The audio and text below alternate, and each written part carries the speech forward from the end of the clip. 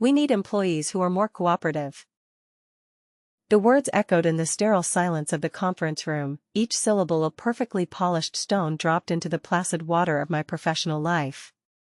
They were meant to sound like standard corporate jargon, a line from a human resources manual on managing personnel transitions.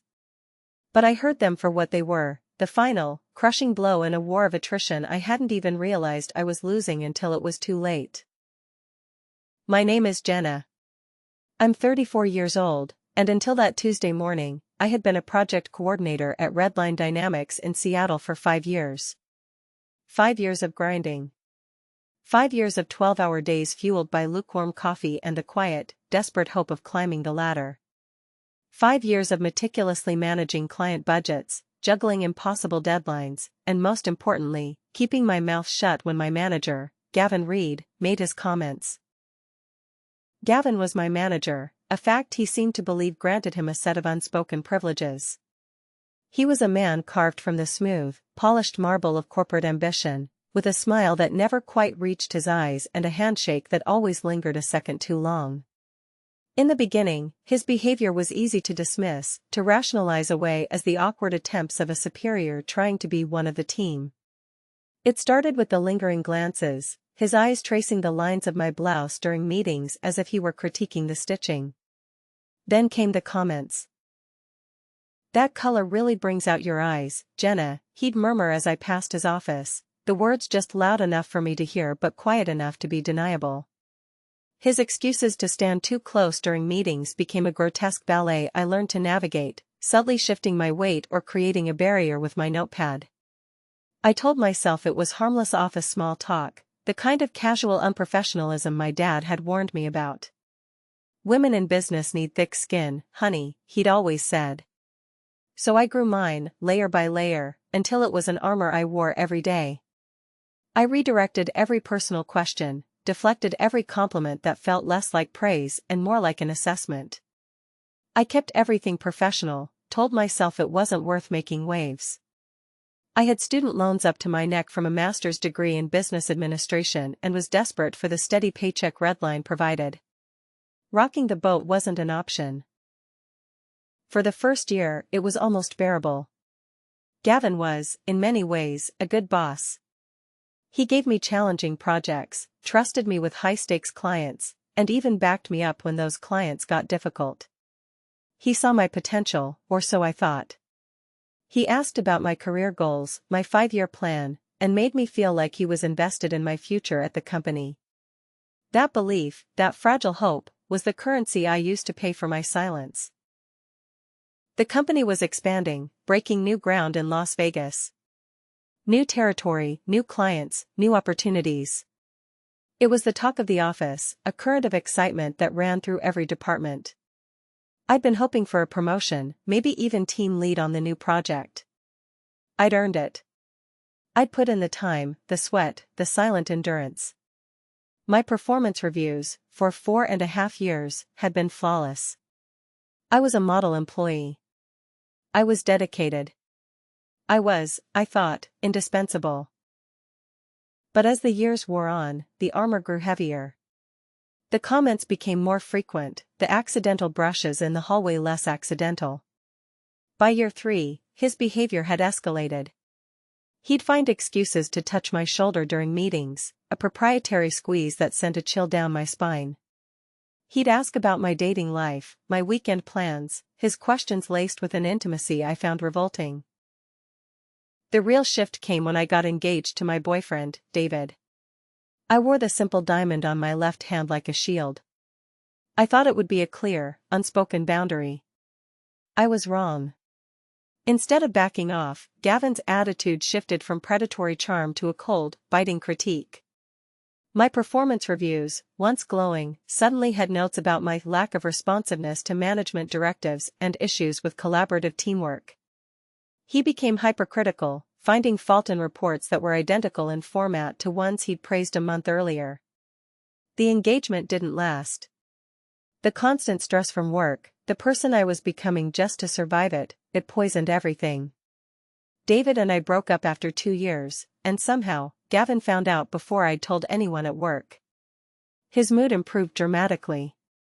The compliments returned, the lingering looks, the invitations to business discussions over lunch, just the two of us. I developed strategies.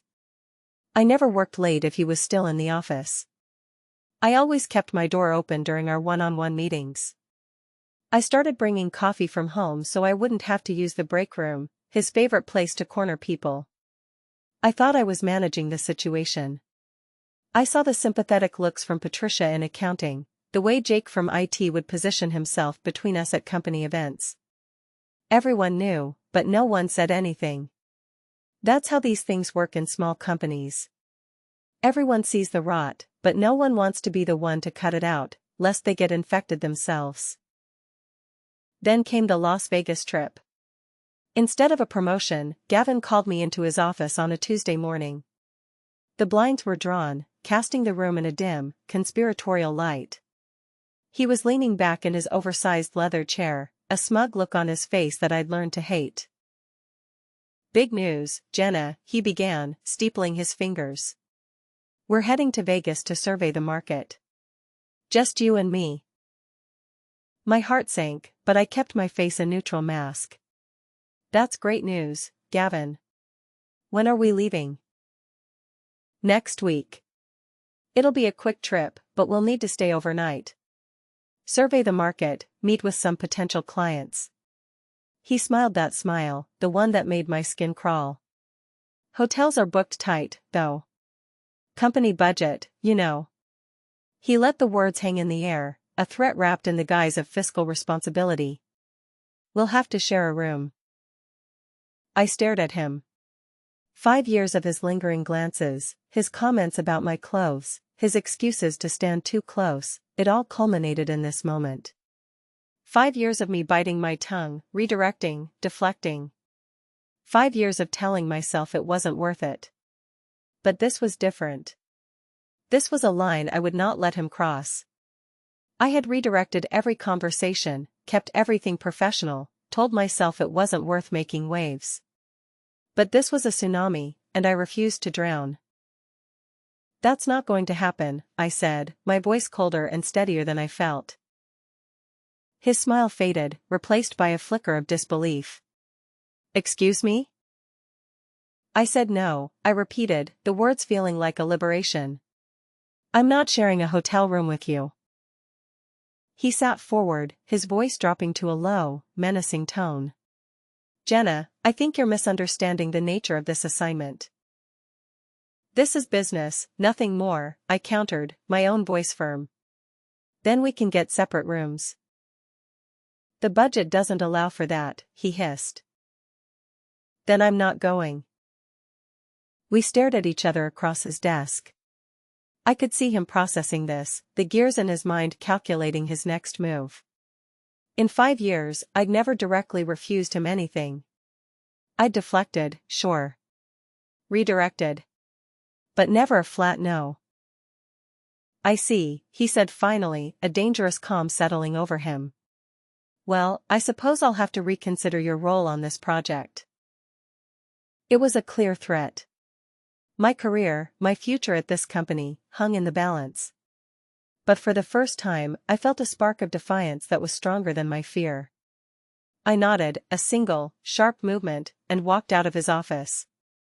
My hands were shaking, but I kept my face neutral as I walked back to my desk.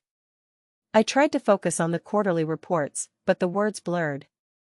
I knew what was coming. The thing about men like Gavin is they don't handle rejection well. They especially don't handle it when it comes from women they think they own.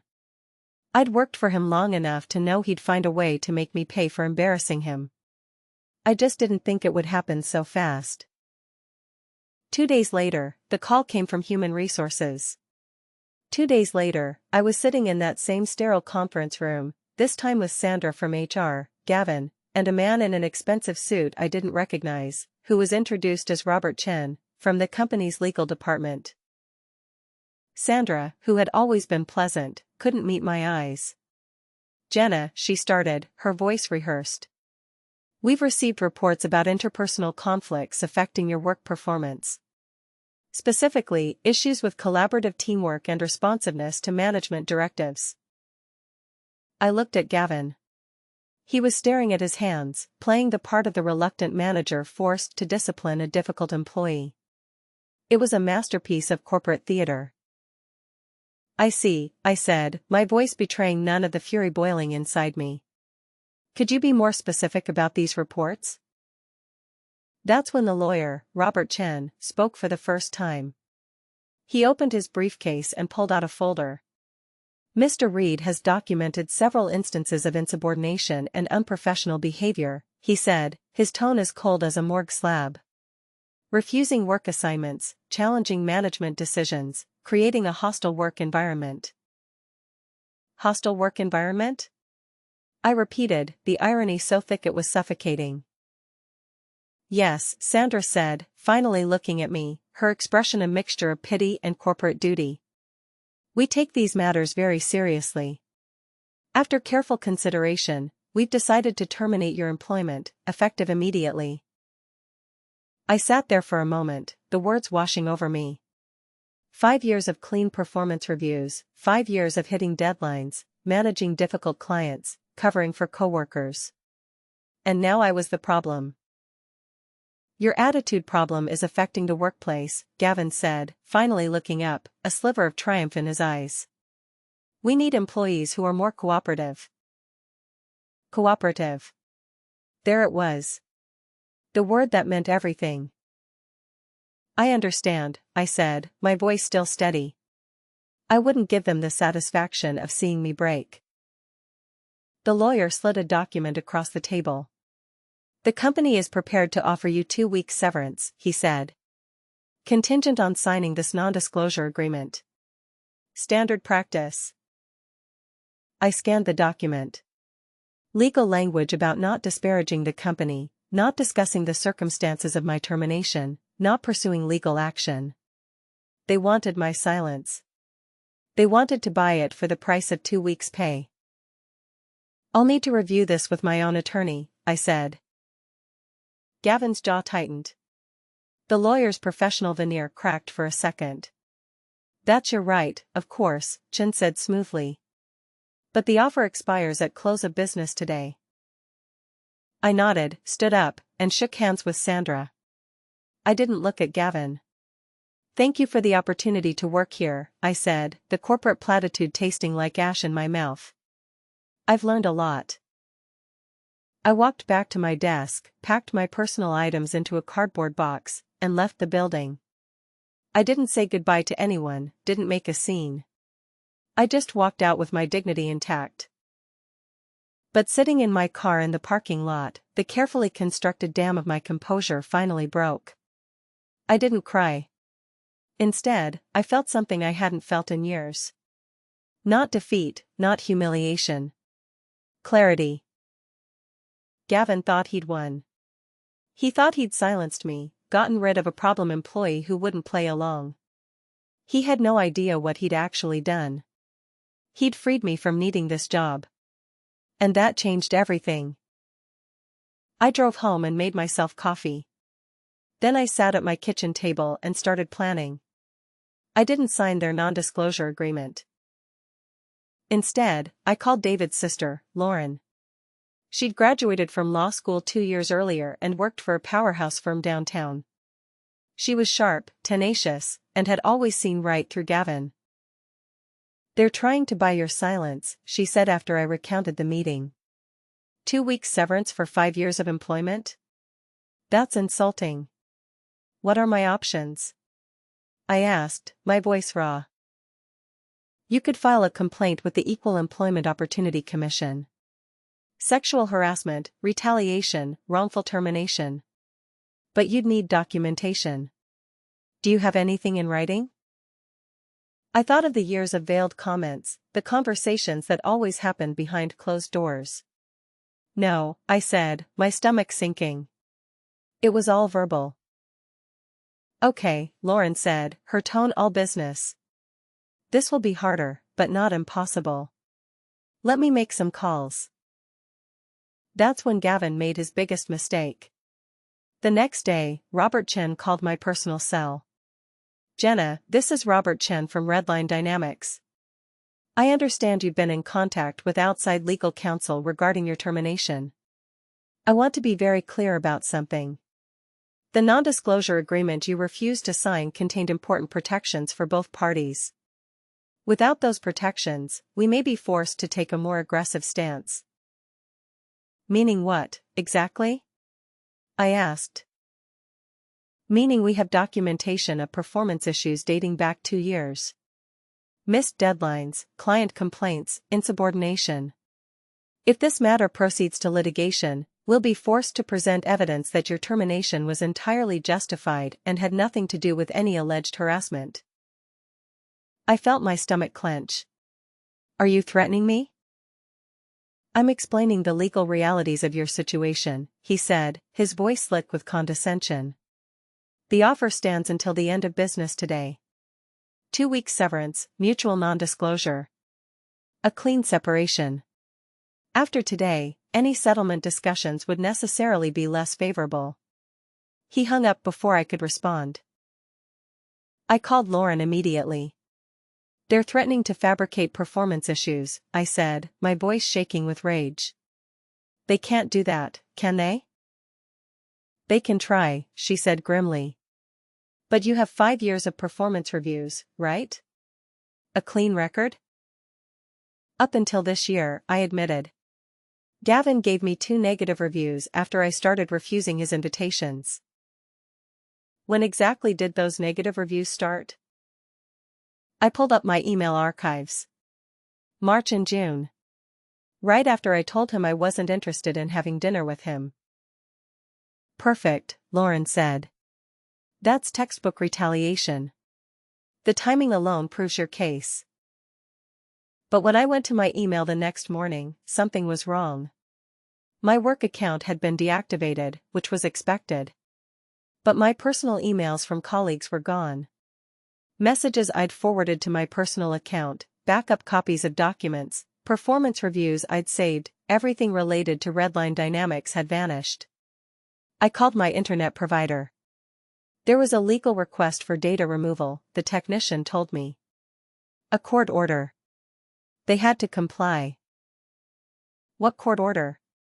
I demanded. You'd need to contact the requesting party for details, he said, and the line went dead. I called Lauren in a panic. They've deleted everything. All my evidence. That's not possible, you can't just delete someone's personal emails.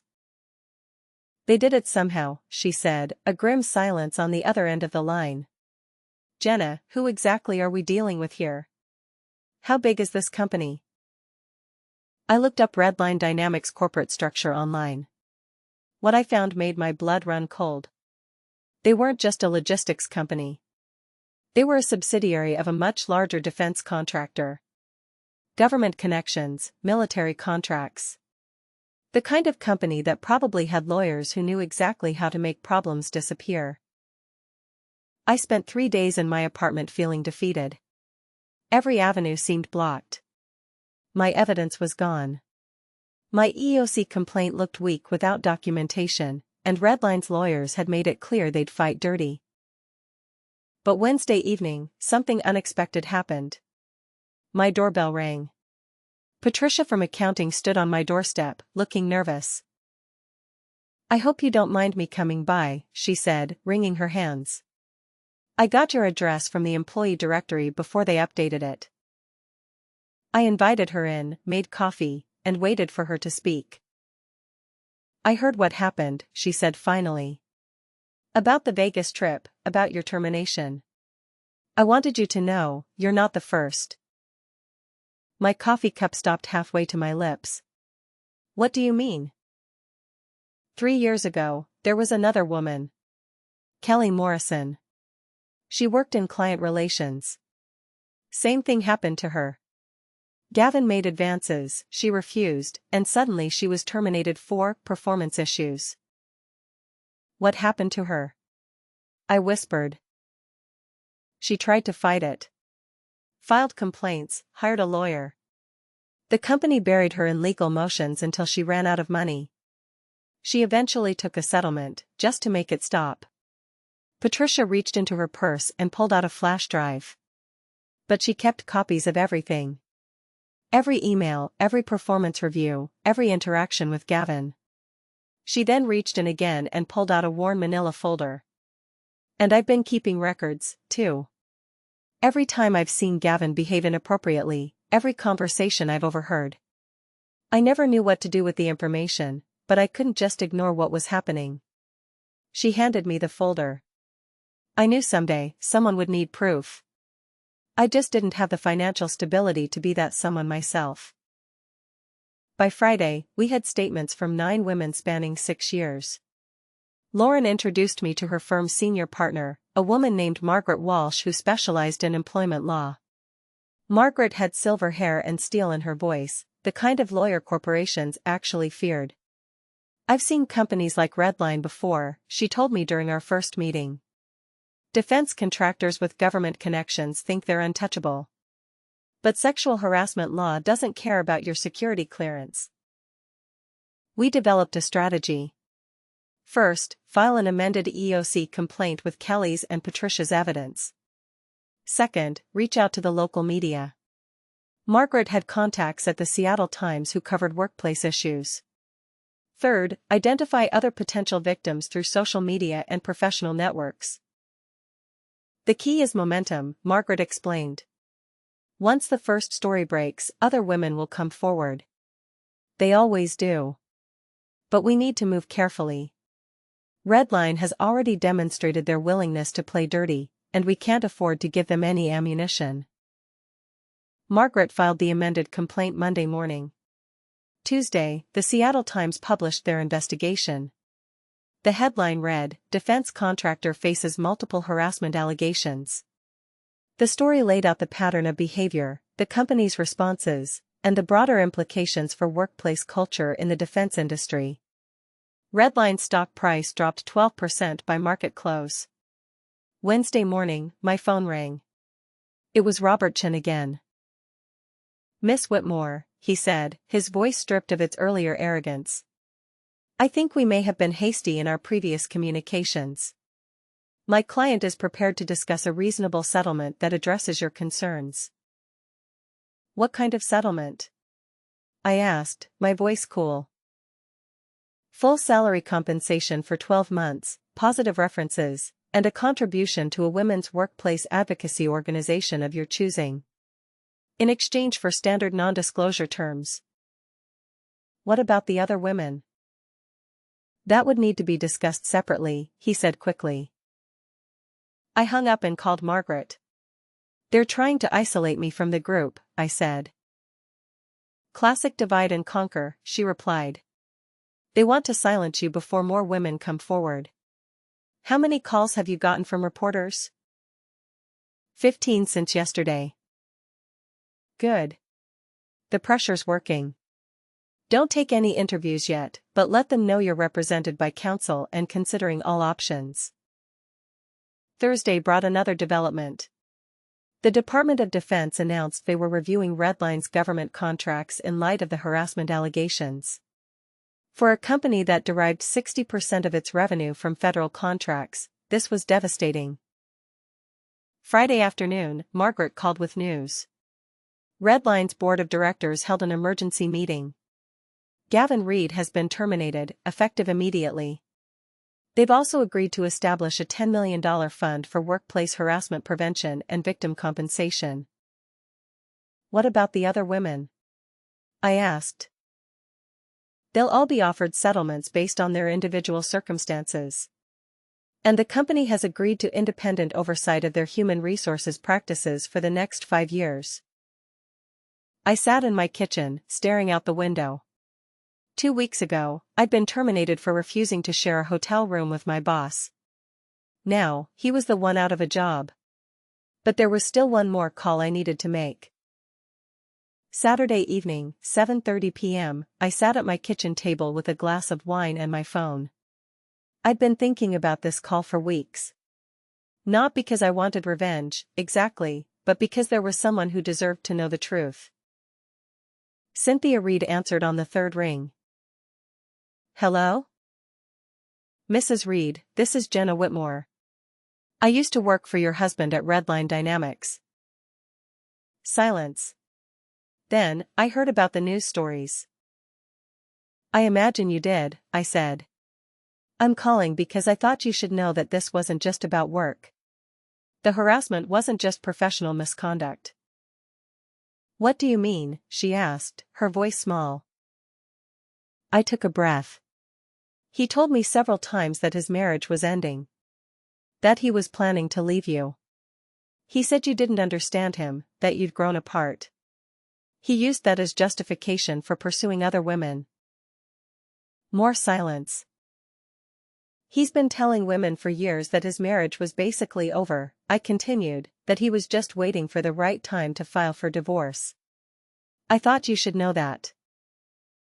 How many women? She finally whispered. At least 9 that we've documented. Probably more. Cynthia was quiet for a long time. When she spoke again, her voice was different. Harder. Thank you for calling.